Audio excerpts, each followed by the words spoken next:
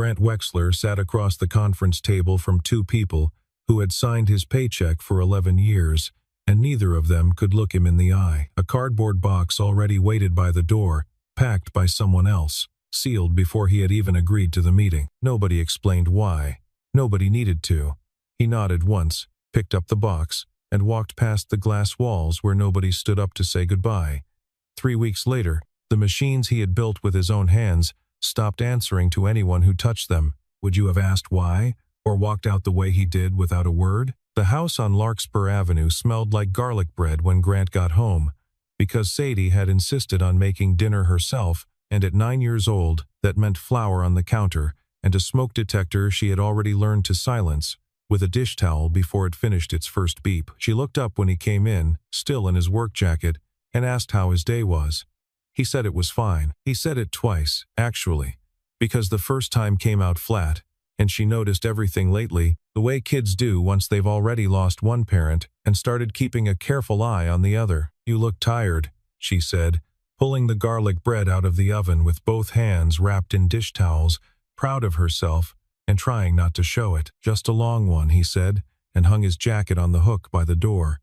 The same hook he had installed the week after Renee died, back when he needed something to do with his hands that wasn't grief. He did not tell her he no longer had a job to be tired from. He set the table instead, asked about her science project, listened to a full explanation of why volcanoes erupt that involved more hand gestures than actual facts, and for 40 minutes he was just a father again, not a man who had spent 11 years building something that had let him go in 5. He waited until she was asleep to open his laptop at the kitchen table. The house quiet, except for the refrigerator humming and, somewhere outside, a neighbor's sprinkler ticking against the dark. He applied to 3 positions that night: warehouse scheduling at a distribution center off the interstate, a maintenance coordinator role at a plastics plant on the west side, a part-time logistics clerk job that paid less than a third of what he used to make. He did not apply to anything that used the word engineer. He had buried that word a long time ago, on purpose, back when grief had made every reminder of what he used to be feel like something sharp left lying in the grass. The next morning, a recruiter called about the clerk position and asked, almost apologetically, why a man with his background wanted a job that basic. Grant told her he needed the flexible hours, that he had a daughter to get to school and back. She said that made sense, and moved on to salary expectations without asking anything further, though something in her pause told him she hadn't quite believed the whole answer. His phone rang once that afternoon, with a Voss Industrial extension lit up on the screen. He set it face down on the counter and watched the seconds tick by without picking it up. Whatever they wanted, he was done being available for it on command, the way he had been for 11 years, always the man they called at midnight when something broke that nobody else understood. The interview for the maintenance coordinator role came 2 days later, in a windowless office at the plastics plant and across the table from a hiring manager who kept glancing between Grant's resume and Grant himself like the two didn't quite match. He asked why the gap in senior-level work, why the sudden interest in a role 2 pay grades below anything Grant had held before. Grant gave him the short version: family circumstances, wanting simpler hours, and watched the man nod without really hearing it.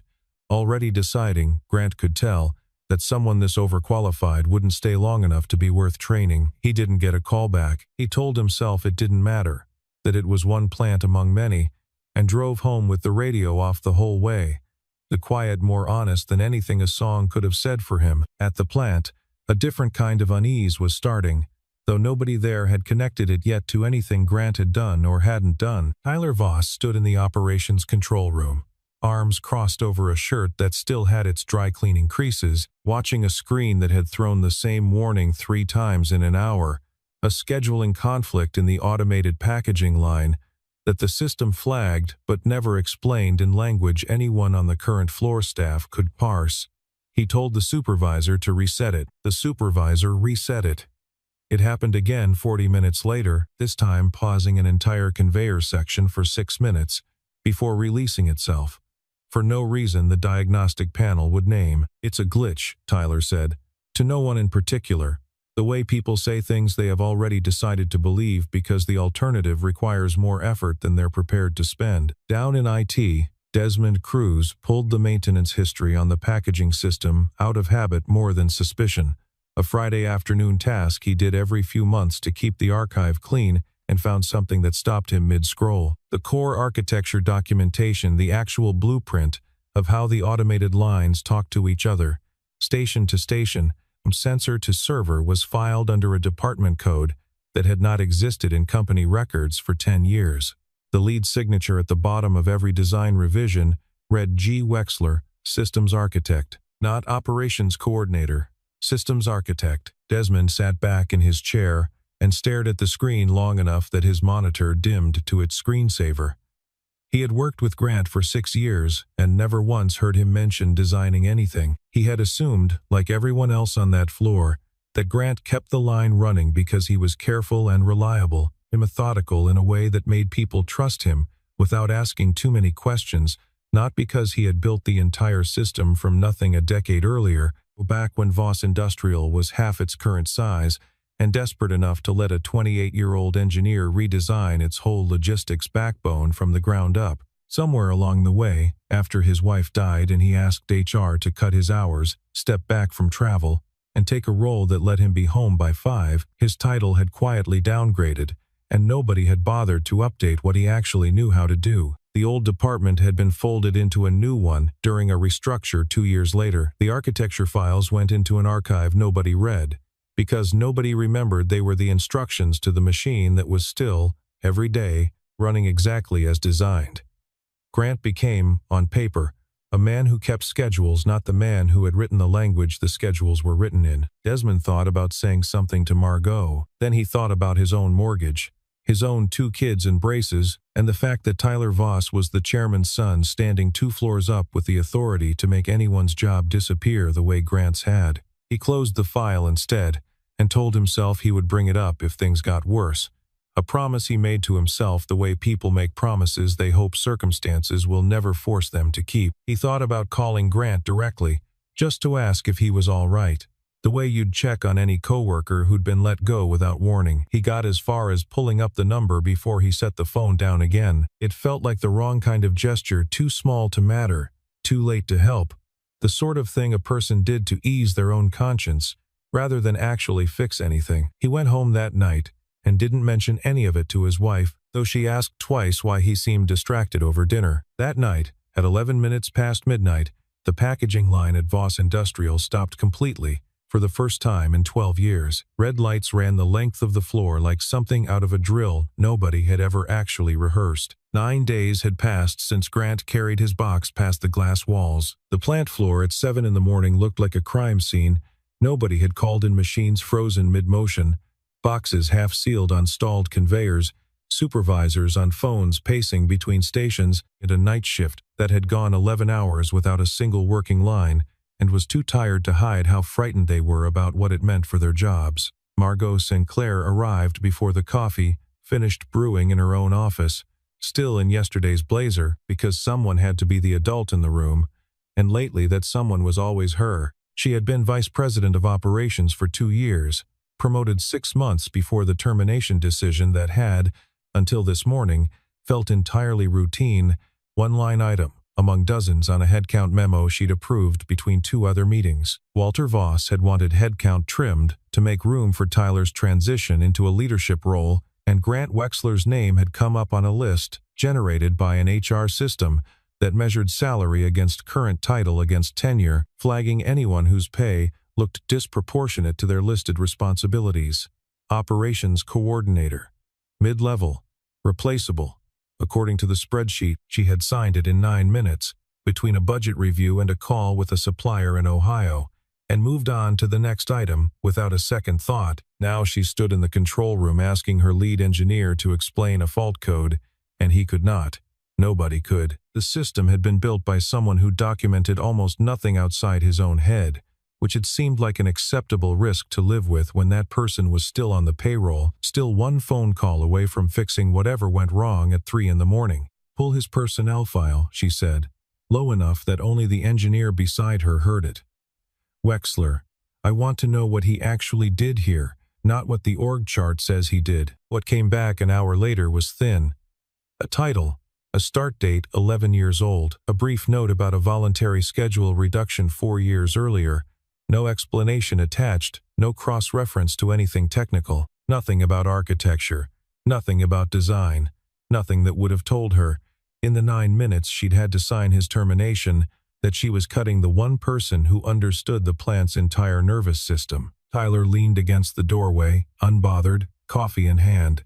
It's an old system. Old systems fail eventually. We'll patch it and move on. You've said that for 2 days, Margot said. It hasn't been patched. We've lost 11 hours of production and we don't even know what's actually broken. She did not raise her voice. She had learned a long time ago that the moment you raised your voice in that building, people stopped listening to what you were saying and started watching how you were saying it, filing it away as something to bring up later. In a room she wasn't in, but something in her chest had gone tight and cold. The particular feeling of realizing a decision you made without enough information was about to cost more than you understood at the time you made it. That evening, alone in her office, long after everyone else had gone home, she read the fault logs again, page by page, looking for anything that made sense of what had happened. Buried 3 pages down, an internal reference to legacy documentation, filed under a department code she didn't recognize and couldn't find in the current directory. She wrote it down on a sticky note and pressed it to the edge of her monitor. She would ask Desmond about it in the morning. Desmond gave her half an answer over coffee in the break room, his eyes not quite meeting hers. Old team, he said. Restructured years ago, records probably archived somewhere in cold storage, could take weeks to dig up properly. He did not say Grant's name, and she did not push, though something in the careful way he avoided it told her the answer mattered more than he was letting on, and that he knew more than a systems administrator usually would about a file from 10 years back. She found the address herself that afternoon, through an old vendor contact list that still had it listed under supplier coordination from a project years earlier. She drove out to Larkspur Avenue on a Saturday afternoon and parked across the street, engine off, telling herself she was just confirming the address, that she had no intention of getting out of the car. Through the front window and out into the side yard, she could see him kneeling in the dirt beside a girl who had to be his daughter, the two of them planting something small along the fence line, his hands guiding hers around a trowel, patient, in a way that had nothing performed about it. He laughed at something the girl said, an easy laugh, unguarded, nothing like the tight professional voice she remembered from the handful of meetings they'd shared over the years, the voice of a man who kept his head down and did his job without complaint. She did not get out of the car. She sat there long enough to feel foolish about it, watching a stranger's ordinary Saturday like it was something she had no right to witness, then drove home and mailed a business card instead. No note, just her name, and a direct number, dropped through the slot in his mailbox 2 days later, like something she could pretend was an accident if anyone asked. Grant found the card on a Tuesday, turning it over twice before he understood what it was. Margot Sinclair, Vice President of Operations, Voss Industrial. He knew the name. He had seen it printed under a signature on the termination letter, a signature that hadn't even looked rushed, hadn't looked like anything but routine. He set it in the kitchen drawer with the spare batteries and the takeout menus, and did not call. 3 days later she came in person, standing on his porch in a coat that cost more than his monthly car payment, looking less certain of herself than he had ever seen a Voss executive look in 11 years of meetings. I should have called first, she said. You could have called at all, he said. You had my number for 11 years. Nobody used it when it mattered. She didn't flinch, which he respected a little, even angry as he was standing there with the screen door still propped against his shoulder. I'm not here to apologize for the meeting, she said. I mean I am, but that's not why I drove out here. We have a serious problem at the plant, and I think you're the only person who can explain what's actually wrong with it. You fired the only person who could explain it. I know. Then you understand why I'm not interested. She held his eyes for a moment, then nodded, accepting it the way someone accepts a verdict they expected but had hoped, for a moment, to talk their way out of. I'd pay you directly, not through the company. A consulting rate, your terms, nothing on paper that ties you back to them if you don't want it to be tied back to them at all. Grant looked past her toward the street, where Sadie's bike lay tipped over in the grass, one wheel still turning slowly from where she'd dropped it, running inside to see who was at the door. It's not about the money, he said. I don't want my daughter watching her father get called back the second they need something from him. She watched me lose that job without asking why, because I didn't tell her. I'm not going to let her watch me crawl back for it either, no matter what it costs the two of us. That's not what I'm asking you to do. It's what it would look like from where she's standing." Margot nodded again, slower this time, and turned to leave, her heels loud on the porch boards. At the bottom of the steps, she stopped, one hand on the railing. "For what it's worth," she said, not turning around at first. "I didn't know who you were when I signed it. That's not an excuse. I should have asked more questions before I put my name on anything. It's just the truth, and you deserve to hear it from me instead of finding out some other way, from a headline or a stranger." He didn't answer, but he watched her drive off longer than he meant to, standing in the doorway with the card from 3 days ago still folded in his shirt pocket, where he hadn't quite decided to leave it or to throw it out either. 6 days later, the plant's largest client, a national parts distributor that accounted for nearly a third of Voss Industrial's revenue, sent formal notice that if the fulfillment delays weren't resolved within 7 days, they would begin sourcing from a competitor already courting their business. 16 days had passed since Grant walked out the door with his box. The countdown that mattered now wasn't the one on the break room calendar. It was the one printed at the bottom of that letter, in numbers nobody could argue with. The letter landed on Walter Voss's desk on a Monday morning, and by 10 o'clock he had called an emergency session of the executive committee, the kind of meeting where people brought coffee they wouldn't drink because their hands needed something to hold that wasn't each other's stares. Margot sat across from him, Tyler beside his father, looking, for the first time in weeks, genuinely rattled, his jaw tight in a way that made him look younger instead of older. Desmond had been asked to attend as the technical lead, which meant he was the one expected to explain, in front of the chairman of the company that employed him, exactly how a plant that had run without failure for over a decade had come apart in 16 days. He had spent the weekend deciding whether to say what he knew, turning it over at his kitchen table, at his kids' soccer practice, in the shower where most of his real decisions got made.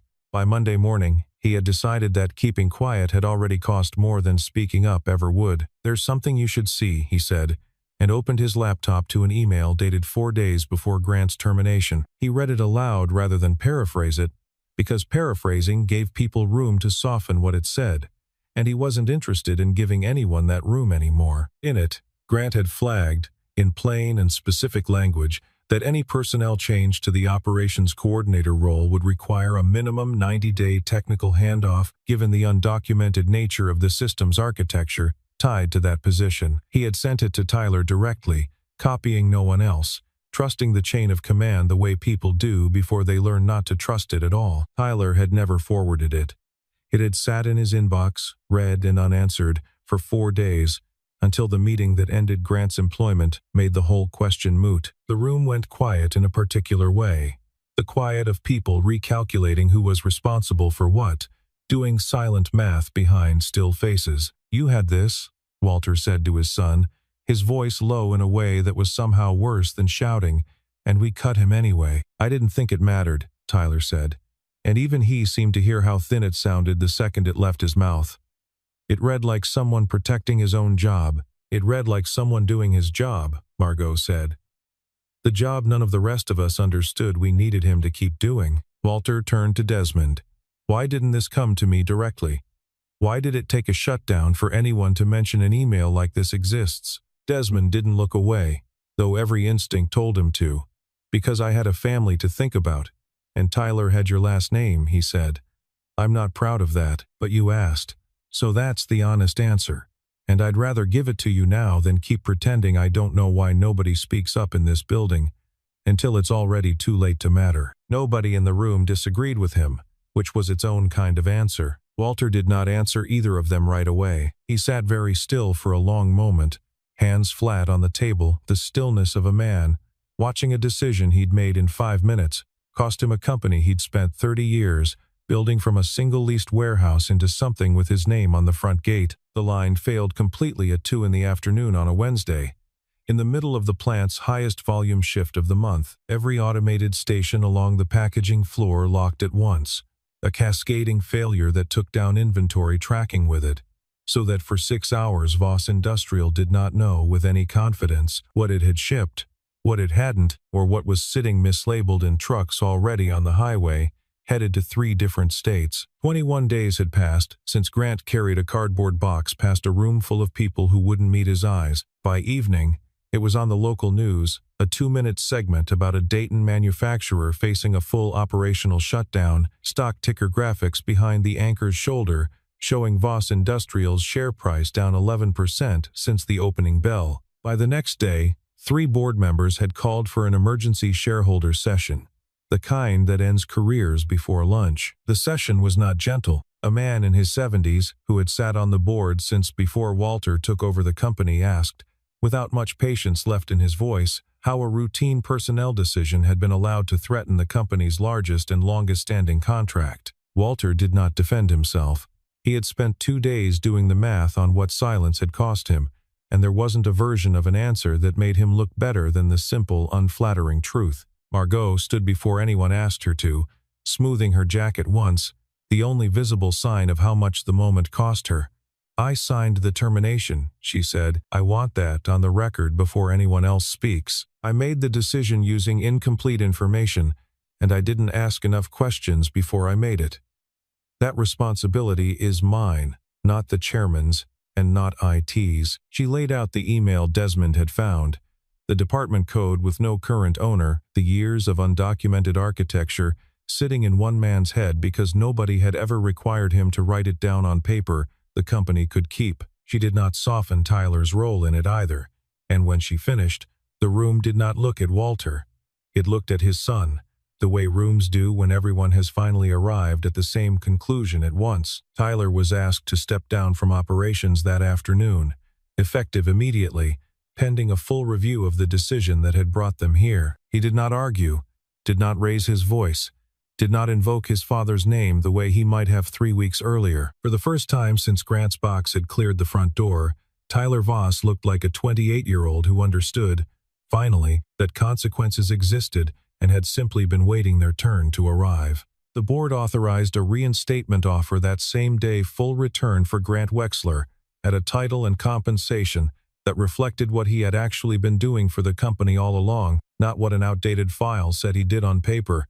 Margot was the one who delivered it, because she asked to be the one, and because she thought he deserved to hear it from the person who had signed the paper that started all of this, not a form letter mailed from Human Resources with his name spelled slightly wrong. She found him in the yard again, this time kneeling beside a young maple sapling instead of Sadie, staking it against the wind that had picked up that week with the change of season. "They want you back," she said, standing at the edge of the yard until he waved her closer.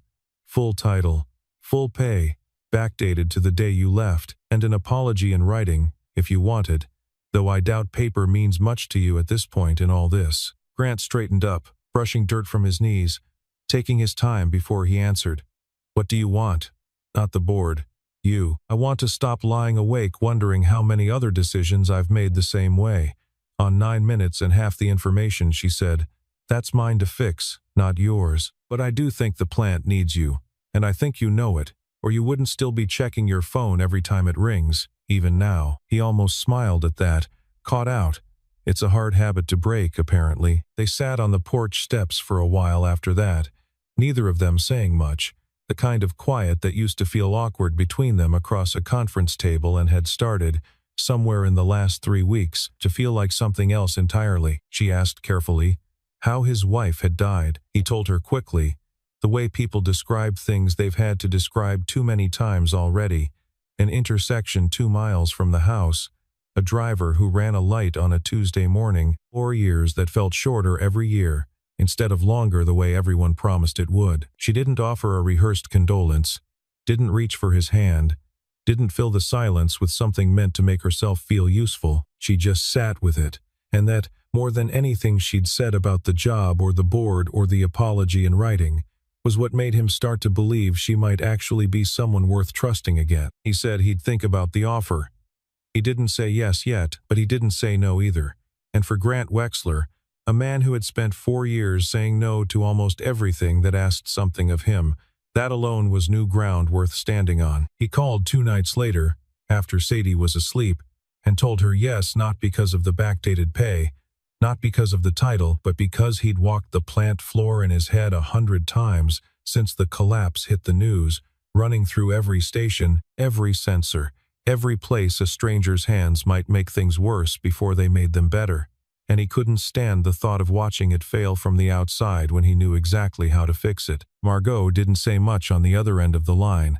She just told him what time to come in, and thanked him, and meant it in a way that didn't need any more words attached to it. That night, brushing her teeth before bed, Sadie asked him, out of nowhere the way kids do, whether the lady in the nice coat was going to come around more. "Maybe," Grant said, leaning in the bathroom doorway.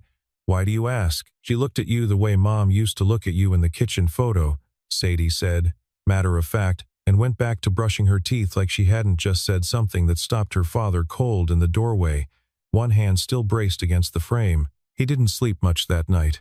Not because of worry, because of the opposite, a kind of restlessness he hadn't felt in 4 years and had almost forgotten the shape of. Grant walked back onto the plant floor on a Monday morning 4 weeks after he'd walked off it, and the response was not what he expected. Machine operators who had known him for years stopped what they were doing to shake his hand, some of them holding on a beat longer than a handshake usually calls for. A line supervisor said, half joking and half not, that the place had felt haunted without him, like a ship missing whoever actually knew how the engine worked underneath the deck. Nobody made it a production, they just made it clear, in small ways, an extra cup of coffee left on his desk, a chair already pulled out at the morning meeting, that they'd known who he really was the whole time, even when the company on paper hadn't. He ran diagnostics for 6 hours straight that first day, mapping the failure points against the original architecture in his head because he had never trusted paper enough to write half of it down, and wasn't about to start apologizing for that now. By evening, the packaging line came back online in stages, first the sorting bay, then the labeling stations, then the full automated sequence, humming the way it used to before anyone had decided a title on a spreadsheet meant more than the work underneath it. Tyler found him in the control room near the end of the shift, hovering in the doorway the way a person does when they've come to say something and aren't entirely sure they'll manage to get it out. "I read your email again," Tyler said, "the one I never forwarded. I've read it about 10 times this week." Grant didn't look up from the monitor right away. "And you were right. About all of it." He shifted his weight from one foot to the other. "I didn't ignore it because I thought you were wrong. I ignored it because I didn't want to owe you anything, and forwarding it would have meant admitting I needed you." Grant finally turned to face him, arms crossed loosely, not unkind but not warm either. He didn't offer forgiveness, and Tyler didn't seem to be asking for it outright. "Then don't ignore the next one," Grant said. "That's all I actually want from you. Not an apology. Just don't do it again." It wasn't warmth, but it was honest, and Tyler took it, nodding once before he left the room, and something in the set of his shoulders looked, for the first time since Grant had known him, like a man trying to learn something rather than avoid it. Within 2 weeks, the client that had threatened to walk sent formal notice that they were staying, citing the plant's transparency about what had gone wrong and the speed and clarity of what had been done to fix it. The stock recovered most of its losses within the month, climbing back in small, unremarkable increments that made no headlines at all. None of it happened because of a single dramatic gesture. It happened in the accumulation of small things done right, day after day, mostly by a man the company had once decided, on a spreadsheet, that it could do without. Desmond stopped by Grant's office one afternoon during that stretch, leaning in the doorway the way half the plant seemed to do lately, like nobody had quite gotten used to seeing him back there yet. He didn't apologize exactly, not in so many words, but he told Grant about the maintenance file, the sticky note, the number he'd pulled up on his phone and never dialed. Grant listened without interrupting, then said he understood why a man with 2 kids in braces didn't stick his neck out for someone else's job, and that he didn't hold it against him. Desmond looked like he'd been carrying that conversation around for a month, waiting for permission to set it down. "You could have told me sooner," Grant said. "But you told them when it counted. That's the part that mattered." It wasn't absolution, not exactly, but it was enough for both of them to shake hands and mean it. And after that, Desmond made a point of bringing Grant coffee most mornings, an apology delivered 1 cup at a time, instead of all at once. Margot started coming by the control room in the afternoons, ostensibly for updates, though the updates rarely took as long as the visits themselves did. They fell into an easy rhythm. Neither of them announced out loud coffee left on his desk, without a word some mornings. A running joke about the vending machine on the second floor that never had the flavor she wanted. The two of them staying past 6 some evenings, not because the work required it, but because neither one was in a hurry to be the one who left first, and made the other one leave too. Neither of them called it anything. It didn't need a name yet, and naming it too soon felt like it might spook something that was still finding its footing. Grant was formally named Chief Systems Architect at the end of that month, a title that finally matched a decade of work nobody had bothered to write down on any org chart. There was a small announcement. A short paragraph in the company newsletter tucked between a safety award and a retirement notice, nothing close to the fanfare the collapse itself had gotten in the local press 3 weeks earlier. He didn't want fanfare. He wanted his name on the door to mean what it should have meant all along. Nothing more and nothing less. Sadie came to the plant for the first time on the day they hung his new title placard outside his office door, standing on her toes to read it out loud twice, like saying it made it more real, more permanent than a piece of engraved plastic screwed into drywall. Margot crouched down to her height and asked if she wanted to see the button that made the whole packaging line light up all at once, and Sadie's answer was an unhesitating yes that made both adults laugh in a way that had nothing forced in it at all. That evening, the three of them ended up at Grant's kitchen table without either adult quite deciding it in advance. Margot staying for dinner because Sadie had insisted on setting a third place at the table without asking anyone first, then staying for the dishes because it felt strange to leave in the middle of them, then staying long after the dishes were done and dried and put away because nobody had said out loud that it was time to go. Later, after Sadie had fallen asleep on the couch halfway through a movie neither adult was really watching, Grant carried her to bed while Margot waited on the porch, arms wrapped around her knees against the cool evening air. He came back out and sat beside her on the steps, close enough that their shoulders nearly touched, close enough that neither of them moved away to fix the distance. "I keep waiting for this to feel complicated," she said, looking out at the dark street instead of at him. "It doesn't. Not the way I expected it to." "Give it time," Grant said. But he was smiling when he said it, and the smile gave the joke away before the words could land as a warning. The porch light buzzed faintly above them, moths circling it the way they always did in early autumn, drawn to something they couldn't quite name either. Somewhere down the street a dog barked twice and went quiet. Neither of them said anything else for a while. Neither of them needed to. His hand found hers on the step between them, not reaching for it exactly, just settling there, like it had been waiting for permission that neither of them had thought to ask for out loud until this exact, ordinary, unremarkable evening. Inside, the movie's end credits played on, unwatched, to an empty living room. The sound turned low. On the fridge, held up by a magnet shaped like a sunflower, a drawing Sadie had made that week showed 3 stick figures standing in front of a building with a smiling sun overhead. No caption, none needed. Grant hadn't said anything about it when he found it that morning. He just left it exactly where she'd put it. Out on the steps, the conversation had wandered, the way conversations do late in the evening between two people no longer measuring their words. Margot talked about growing up 2 states over, a father who ran a hardware store and taught her to read a blueprint before she could read a novel, which was maybe why she'd ended up spending her life around plants and floors and machines instead of anywhere quieter. Grant talked about Renee, a little more this time than he had on the porch weeks earlier, about the two of them driving out to look at this exact house before they could really afford it, about how she'd stood in the empty living room and said it needed a family loud enough to fill it. He hadn't said her name out loud that many times in the last 4 years combined. "She'd have liked this place better with people in it," he said. "It sounds like it has some now," Margot said, and didn't take it back, and he didn't ask her to. Neither of them had been looking, and that was exactly why they found it.